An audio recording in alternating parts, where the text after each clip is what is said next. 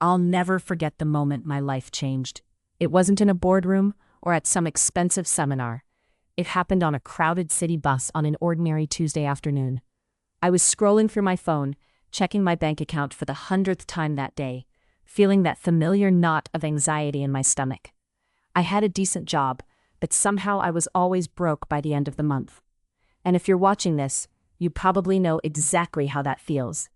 So if you want to hear the story of how a complete stranger gave me advice that completely transformed my financial future, stick around. And while you're here, I'd really appreciate it if you subscribe to the channel. We talk about real money lessons like this one all the time, and I think you'll find something valuable in every video. That Tuesday, I was heading home after work, exhausted, defeated, thinking about how I'd blown through my paycheck again without really understanding where it had gone.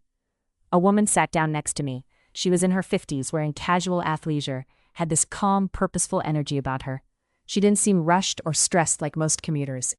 I noticed she was reviewing something on her phone, scribbling notes in a leather notebook. I tried not to stare, but I was curious. There was something about her quiet confidence that made me pay attention. After a few minutes, she glanced at me and asked a simple question. She said, "Where does your money go?" Just like that. No judgment, no introduction, just a direct question from a stranger. At first, I was taken aback. I didn't know how to answer. I said something like, "I don't know, bills and stuff, I guess." She smiled and said, "That's exactly the problem. Most people don't know. And if you don't know where your money goes, you can't control it."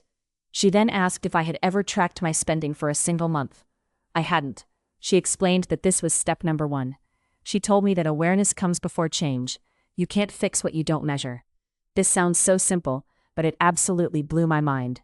She pulled out her notebook and showed me a simple system she used. Nothing fancy, just categories of spending written down with honest numbers. I asked her how long she'd been doing this. She said for about 15 years now. And I asked her why. She paused and looked at me with this knowing expression. She said that 15 years ago she was exactly like me.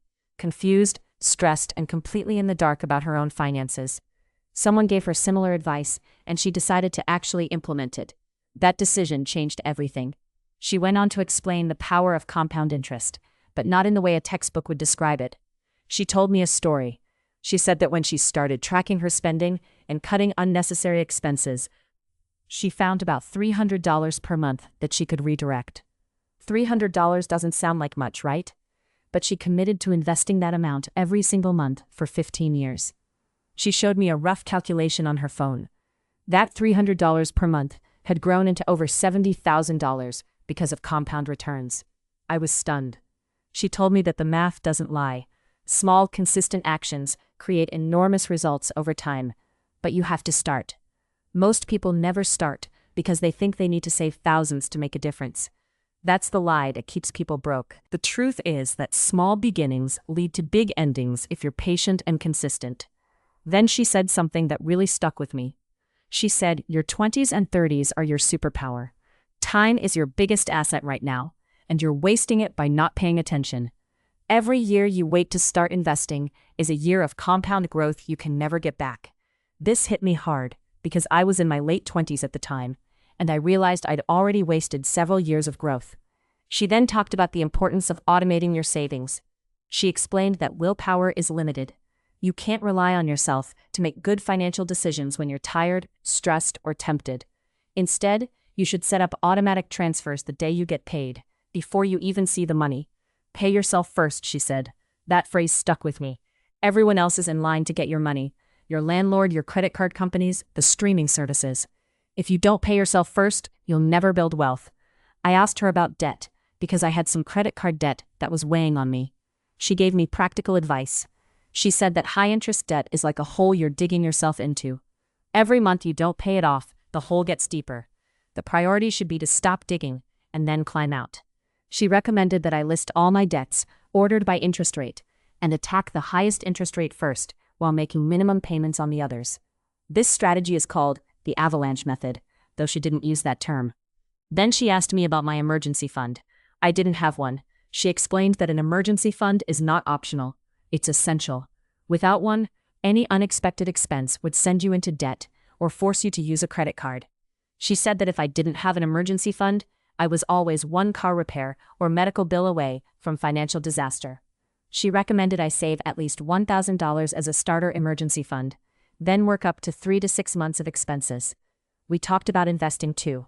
She told me that investing doesn't have to be complicated. You don't need to pick individual stocks or time the market. A simple index fund that tracks the overall market has outperformed most professional investors over the long term. She said that investing is not about getting rich quick. It's about getting rich slow, consistently, month after month, year after year. I asked her what her biggest financial mistake had been. She told me it was waiting too long to take action. She said that she spent 5 years understanding this stuff before she actually implemented it.